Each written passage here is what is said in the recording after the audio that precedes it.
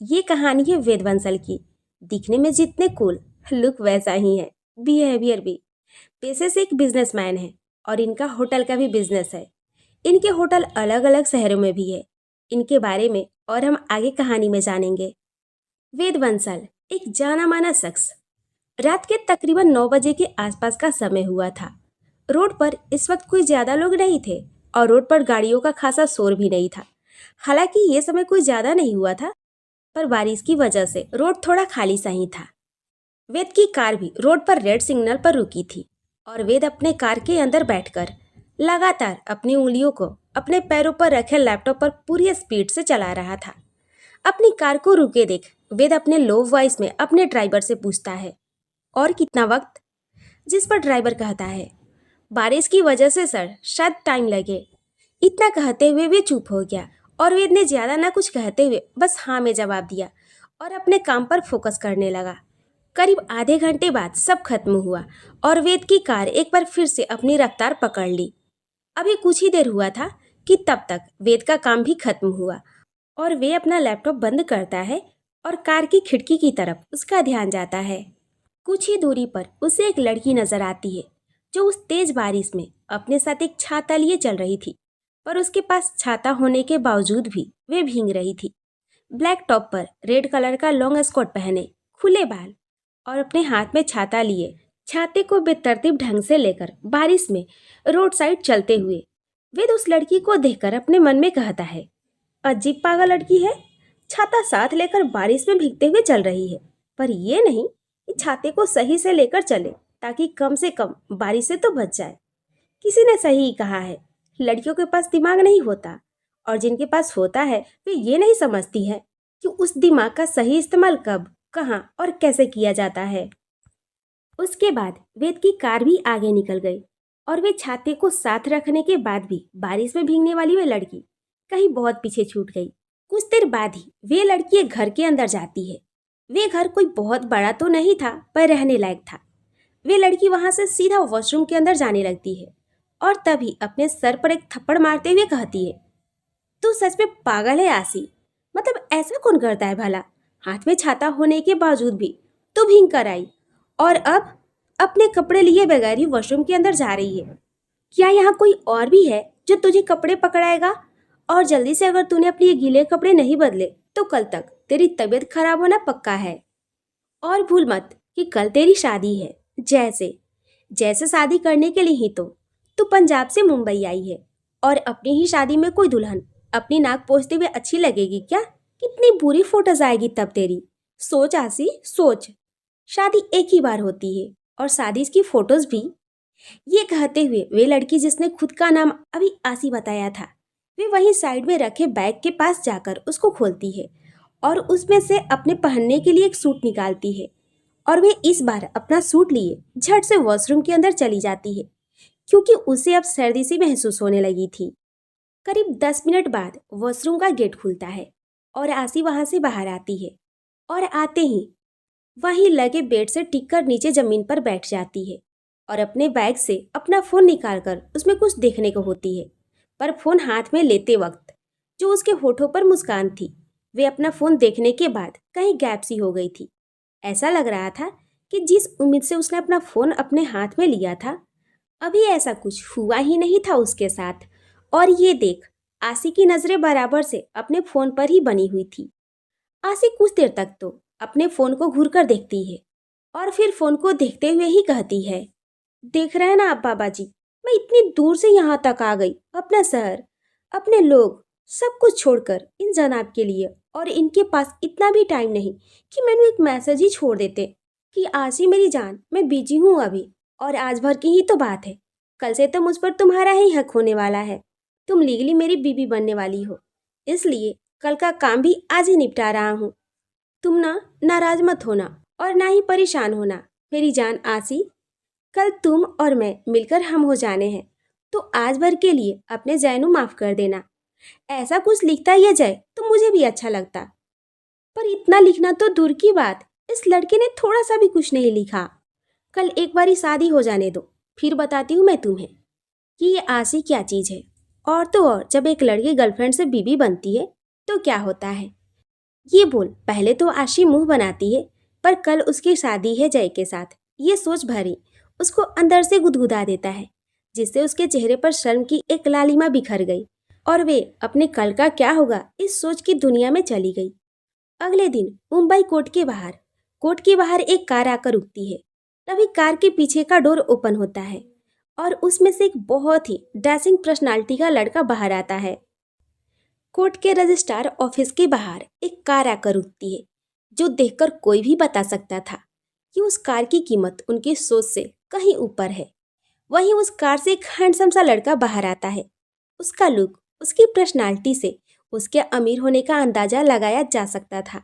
आंखों पर black goggle चढ़ाए वे लड़का अपने कार से बाहर आता है और एक नज़र कोर्ट की तरफ देखता है।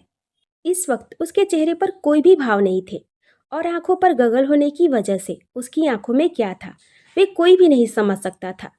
उस लड़के की नजरें अब भी कोर्ट की तरफ ही थी और तभी वहां एक लड़का तेज कदमों से चलता हुआ आता है। उसकी तेज सांसों से ही पता चल रहा था कि वे वहां कितनी जल्दबाजी में आया था। अगर वे टाइम पर नहीं आता तो कुछ गलत हो जाता। और तभी वे लड़का अपनी तेज सांसों को काबू में करते हुए कहता है, सर आप आ गए। उस लड़के की बात सुनकर दूसरा लड़का कहता है, तुम्हें क्या लगता है राज, मैं यहाँ हूँ कि नहीं? और फिर भी कुछ समझ ना आए तो एक काम करो, तुम अपने काम से एक दिन की छुट्टी लेकर तुम हॉस्पिटल हो आओ। I think you need hospital. ये बात उस लड़के ने बेहद ही धीमे और शांत भाव से कहे थे, पर उसकी कही उस बात से साफ पता चल रहा था कि उसे राज से पूछा हुआ सवाल पसंद नहीं आया था, जो राज भी अच्छे से समझ रहा था। इसलिए वे हड़बड़ाते हुए कहता है, नो नो नो वेद सर, वे मैं बस। राज इससे आगे कुछ कहता उससे पहले ही वे लड़का, जो कोई और नहीं वेद था, वेद बंसल। वेद कहता है, जस्ट शट अप राज, तुम अच्छे से जानते हो कि मुझे ना बेकार की बातें करना पसंद है और ना सुनना।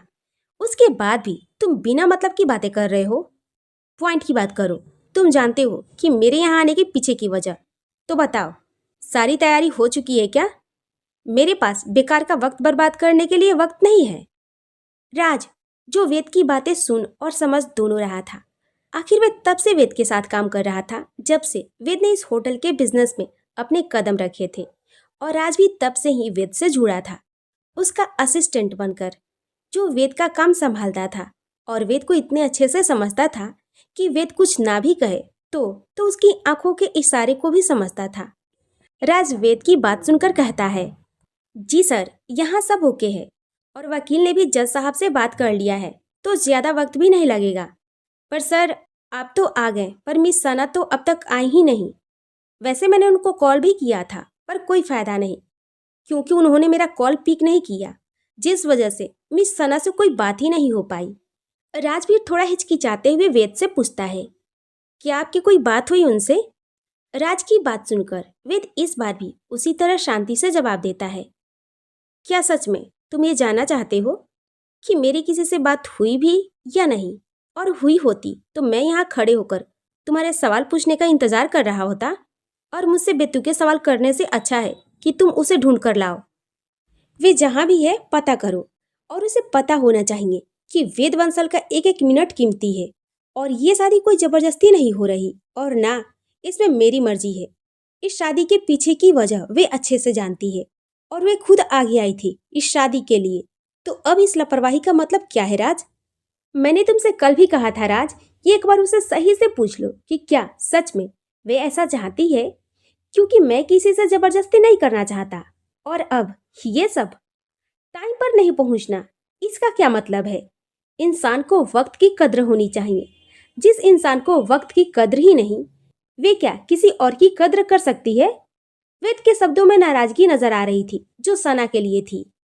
वेद की बातों को सुनकर राज समझ जाता है कि उसने एक बार फिर से गलत सवाल पूछने की गलती की है, इसलिए वे बात को संभालते हुए कहता है, अब बस 2 मिनट रुकिए सर, अभी मैं वापस आता हूँ।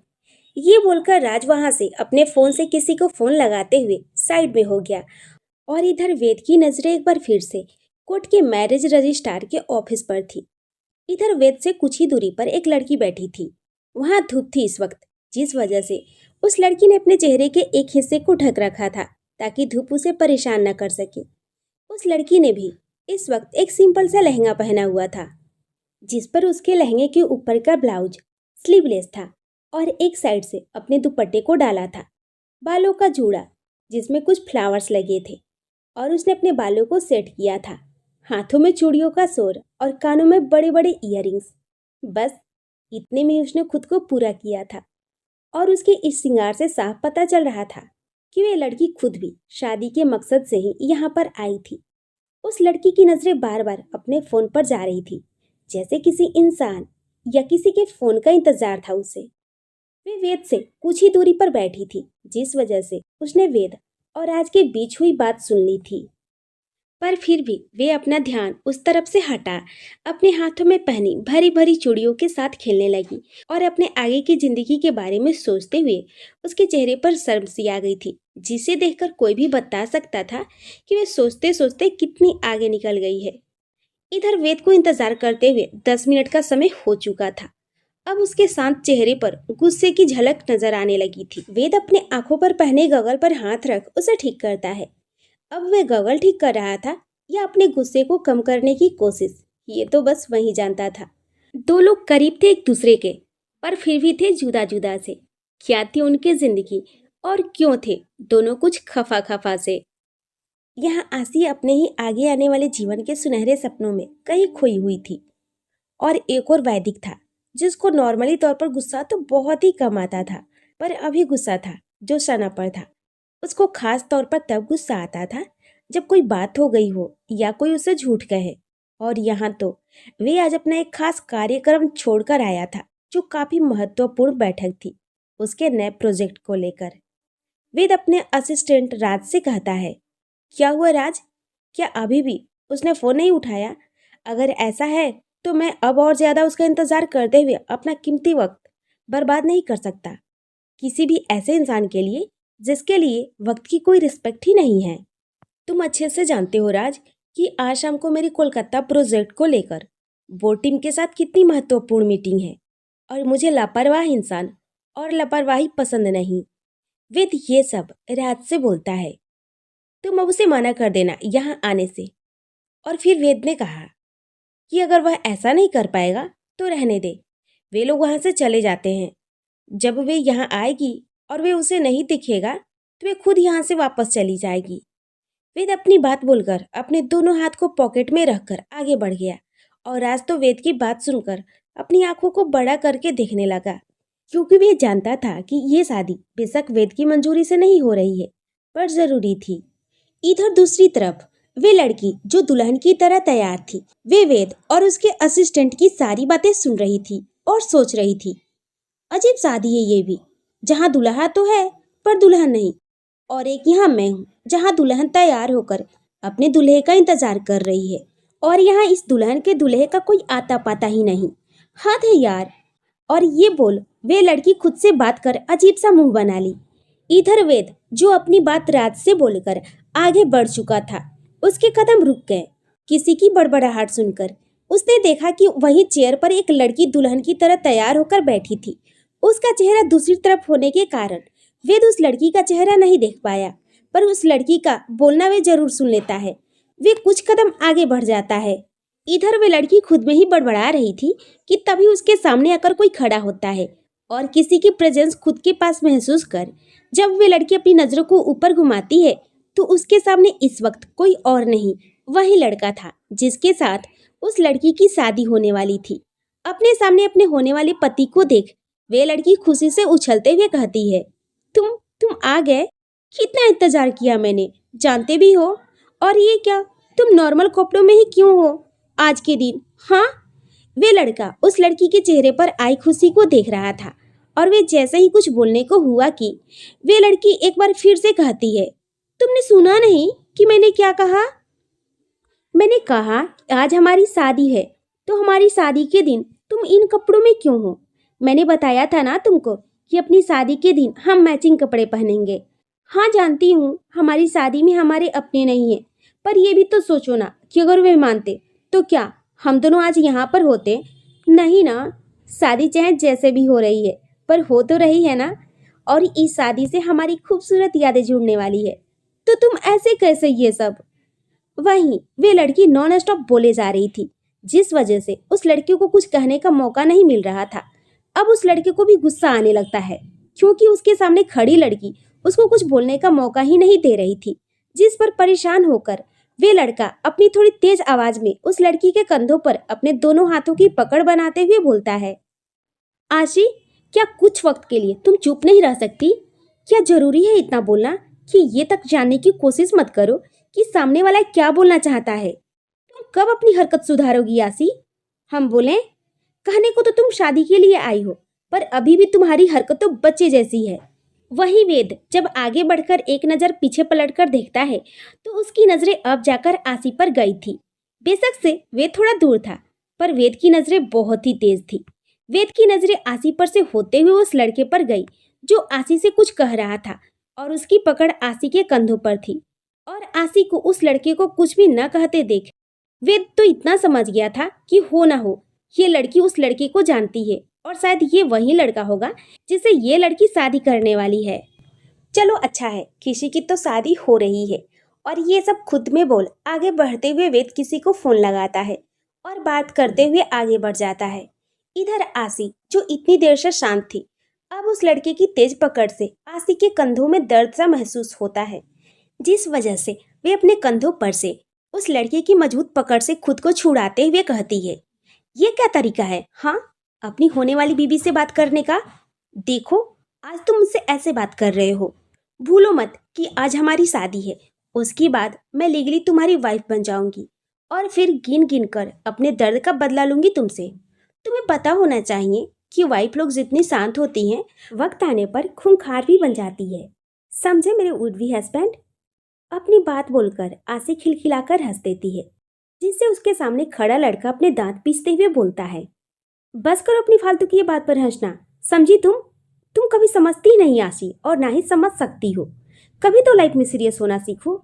जिंदगी वे नहीं जो तुम समझती हो, और जैसा तुम चाहो वैसे ही जिंदगी चले। मैं यहाँ क्यों और क्या कहने आया हूँ ये तुमको जानना ही नहीं है, समझना ही नहीं है। बस अपनी बात और अपनी मर्जी, तुम्हारे लिए कुछ और मैटर ही नहीं करता। आशी चुपचाप से अपने सामने खड़े लड़के की हर बातें सुन रही थी, और फिर अपने सामने खड़े लड़के को इतना ज्यादा गुस्से में देखकर आशी कहती है, क्या बात है जय, आज तुम इतना नाराज क्यों हो? मैंने तो कुछ कहा भी नहीं तुमसे। आज से पहले तो तुम मुझसे इस तरह से कभी बात नहीं की है जैसे आज कर रहे हो। हमेशा से मुझसे प्यार से बातें करते थे, फिर चाहे मैं कुछ भी बोल दूं या कुछ भी क्यों ना कर दूं, तुम तो हमेशा मुझसे प्यार करते थे और प्यार से रखते थे। फिर आज तो कुछ हुआ भी नहीं। आशी अपनी बात बोलते हुए जय की ओर देखने लगती है, जहां उसको जय की आंखों में अपने लिए वे प्यार नजर नहीं आता जो हमेशा से देखते आई थी। जय की आंखों में वे जय को 2 साल से जानती थी, उससे प्यार करती थी। उसके प्यार के ही दम पर तो वे पंजाब छोड़ मुंबई आई थी अपने जय के पास, जिसके प्यार पर उसे इतना भरोसा था। पर आज वे प्यार जय की आंखों में उसको नजर नहीं आ रहा था। आशी अपने सवालों को जय से पूछती है, जिसका जवाब जय नहीं दे पाता। पर फिर कुछ सोच आशी ज्यादा ना सोचते हुए जय से कहती है, चलो छोड़ो, एक जैसे कपड़े ना पहनकर शादी करने वाली गलती को मैंने माफ किया। आज हमारी शादी है जय, हमारी शादी, मेरी और तुम्हारी। फिर हम दोनों हमेशा एक साथ रहेंगे, कोई भी दूरी हमारे बीच नहीं होगी। फिर तुम नहीं जानते जय, मैं आज कितनी खुश हूँ, कितनी ज्यादा खुश हूँ कि आज फाइनली हम एक हो जाएंगे। वरना तुमको क्या पता, जब तुम नहीं आए थे तो मेरे दिमाग में क्या सब चल रहा था। पर अब सब ठीक है। चलो, बहुत बातें हो गई, अब बात करने के लिए पूरी जिंदगी है, तो पहले शादी फिर कोई बात। और ये बोल आशी जय का हाथ थाम आगे बढ़ती है, पर उसे महसूस होता है कि उसके कदम आगे नहीं बढ़ पा रहे हैं। और ये देख वे एक नज़र पीछे पलटकर जय के उस हाथ की तरफ देखती है, जिसे थामा उसने बेशक था, पर उस पर अब जय की पकड़ फिसलती हुई महसूस हुई। आशी ने देखा कि जय आशी के हाथ से अपनी पकड़ को छुड़ाते हुए अलग किया। आशी जो कुछ समझने की कोशिश कर रही थी पर समझ नहीं पाई, वे जय से कहती है, क्या हुआ जय, तुमने अपना हाथ क्यों छुड़ा लिया मुझसे? अब तो ये हक लाइफ टाइम रहेगा, जल्दी चलो ना, वरना टाइम खत्म हो जाएगा शादी का। आशी अपनी बात बोल एक बार फिर से जय का हाथ थामने को हुई ही थी कि जय की एक धीमी सी आवाज आती है, ये शादी नहीं हो सकती। ये आवाज आशी के कान तक तो जाती है, पर उसे लगता है कि वो कुछ गलत सुन ली, जिस वजह से वे जय से कहती है, क्या एक बार फिर से कहना, कुछ ठीक से सुनी नहीं मैं।